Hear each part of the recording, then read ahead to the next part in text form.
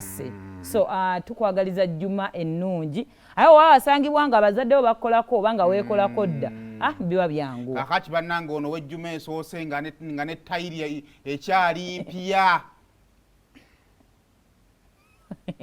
tugende mu mawulire oyagala kugiddina naye emboozi yo ne kasuku tayiri y'obukulu kintu si kirungi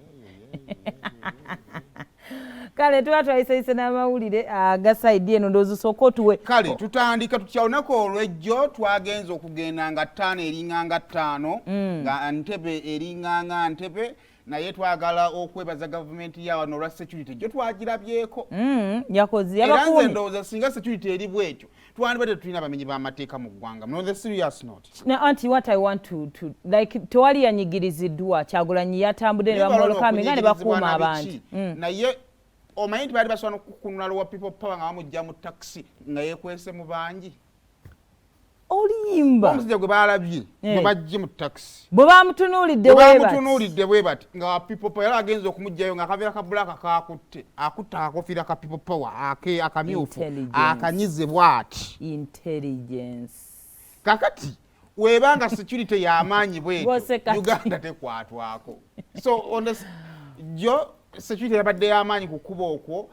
bw'ovanga ku muntu atunuulira abantu n'agamba gwali wa people power jangu mu bantu 16 babeera mu taxi nga kituufu oli wa people power. Wow. Kati bwe bayita FBI SWAT simanya bikoze bitya. Wow. Ebiddo byabadde ku kuba okuva Kibuye Namasuba Ezana naye nga ekyekitubulu kye kyabadde kisinga amaanyi era ekyo abasinga tebakisusse. Nalabyeko nze n'ebimotoka nga biri side. You know, like it's not even a Tebe road. So I say one day anyway, but now just in case abuka. Ayinza ofune byowata jugada you know kujja wasale bwati. Kale anyway omukuru we yatuuse awaluka video akafulumye nga katulaga nti yabadde afulumye ennyonyi n'akwatibwa. Naye abaana bakwata. Kasaba bagamba fata. Ekyokubiri bannendooza abo si ba boda. Engeri yali bambadde reflector nagamba abaana bayinza nga ababoda bakutte Kyagulanyi bamusanze na ku nnyonyi naye mwana yamulipa nnyo oyo bannaye naye kale namala later on namala n'avugibwa babaca baani kati abeera muleeya naye ng'amaanyi gaalina ga munnamagye yamala n'avugibwa n'atwalibwa ewaka but it is very important to note amagye engeri abamu gye mwabakuttemu ate yabadde ennungi abantu abamu ebintu ebyayonooneddwa abalala mwaddemu bakaka basangulemu ebintu byabwe naye abalala ne mwagala okubakwata tekyabadde kirungi ate nga babadde bali ku mulimu gwabwe nga tebalina n'ebibalaga nti baaki bamawulire kaakati at the end of the day tugenda kwebuuza oba toyina kibi kyokola you're keeping low Kyagulanyi mukuta nti baleme kwekalakasa like you're climbing lwaki bannamawulire mujja mu lwaki mubalemesa okukola omulimu ogwabwe buli omu singa mu nsi muno buli omu akola omulimu kuba naffe tetuyita ku bannamagye ne tubasosonkoleza so weyavugiddwa natwala kitwala ku kisaawe ekikadde oluseregende lw'emmotoka lwalabiddwako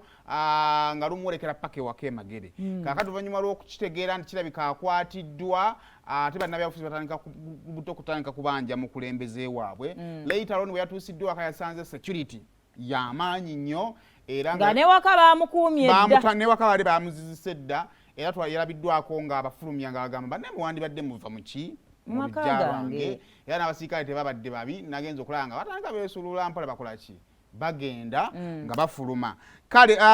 mu kwogerako n'abamawulire eyagambye omanyi polisi yavudde ebyokwina bavudde bagamba nti nedda omukulu atuuse bulungi ku airport tumukutte bulungi ne tumudirectinga bulungi ne tumutwala mu mirembe tumuvuzeeko ko omukulu nedda baaba obwo tebubangako bulungi era bulungi obwange nadde nabuteeseza sinnavugibwako bulungi nze nentwalibwa mu kkubo nga sosaana kuwuubako mu sekendi 2 yadde waka ng'atuuse waka nga abadde omulwadde bamuddusa mu ddwaliro kale ebyabadde ejjo Emagere tiyagasi n'okukaba yakaabye ng'abantu bagamba ne mutuveeyo tulabe ku mukulu nga poliisi egamba ne waka temujja kulinnyayo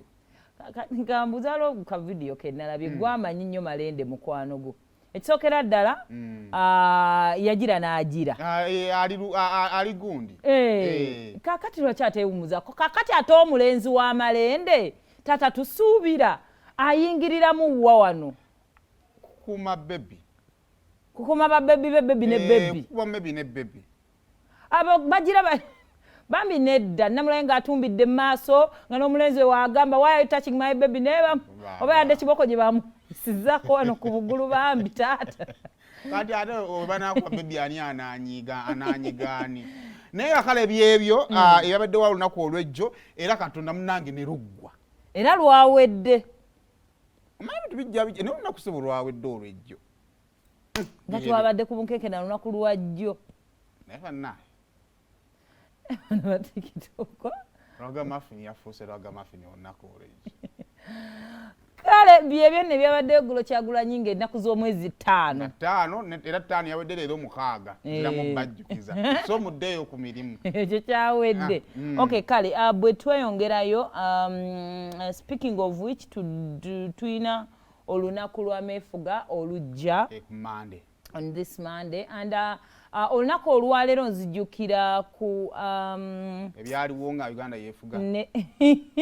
ku nteekateeka za celebrating olunaku olwa independence wagenda kubeerawo weema ez'enjawulo mu disitulikiti gumu wagenda okubeera emikolo emikulu naye nga weema ezigenda okuba nga zituukibwamu omukulembeze w'eggwanga be baayita the invited guests bagamba bagende beekebeze covid kati olunaku olw'eggulo leader of opposition kwe kutuulako mu parliament nagane kakati tubadde tusaba Ministry of Health because we bagamba okebeza covid actually today sawa 4 buli gwe bayita ba mentioning out even hospitals that are supposed to go and take those tests from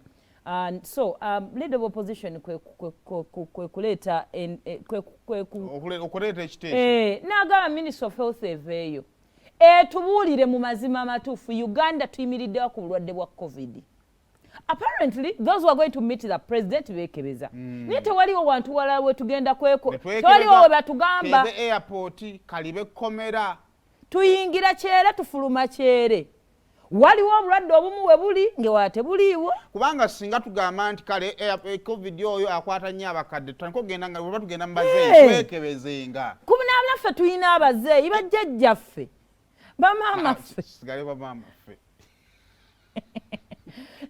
Nate bambi I really understand his point. Nsiganye kuba yayinza okubanga bakayita batya akagamba ako ng'akwatibwa mangu. Naye nakati naffe ne bakadde baffe tugenda tubawa ne haaga. Ne tuzunga mu kibuga tuzunga mu kibuga ku weekend ngenda naye kujjajja kirase. Etteeka liyite nti oba ogenda okulaba maama emyaka okutandikira ku giti. Bwegiti. Era kinaleeta ne bazadde baffe tubuli emyaka gyabwe mituufu.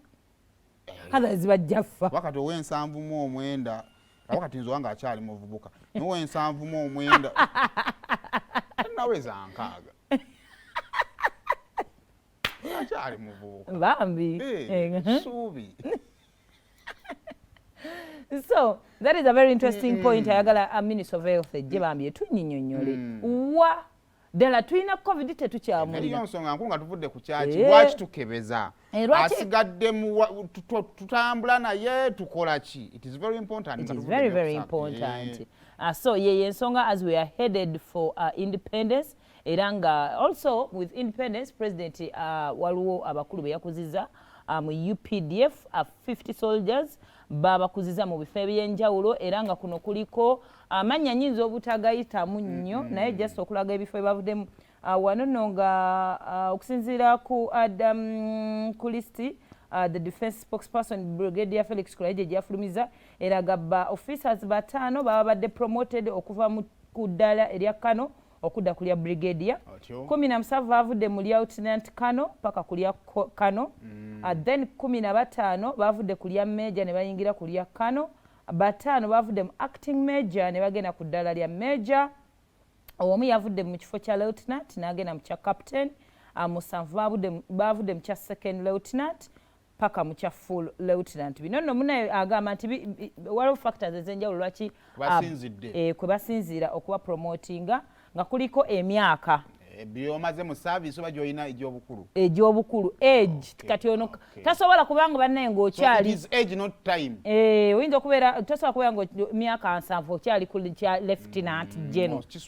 kiyinza okuba kiswazaamu then level of education wasoma kyenkanawa oyinza kuba ng'olina emyaka gyo 7 ng'oli lieutenant naye nga tewasoma ng'oli because ko kabulamu wali wa mugigi ng'oyinza obutatuuka eri ku kya brigadier walinga tusomanga omugigi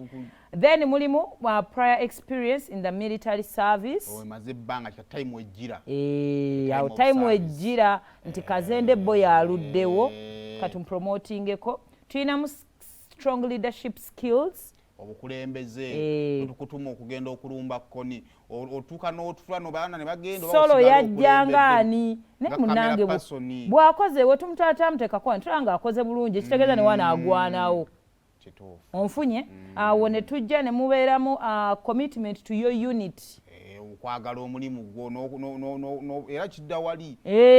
hafi obwa presenta yeewadde obwa HR bumusaana oweereza n'ebitakukwata kuba kusaanako ne muzuuka n'ensonga siri kiddira bobu yeneegayirira nnyo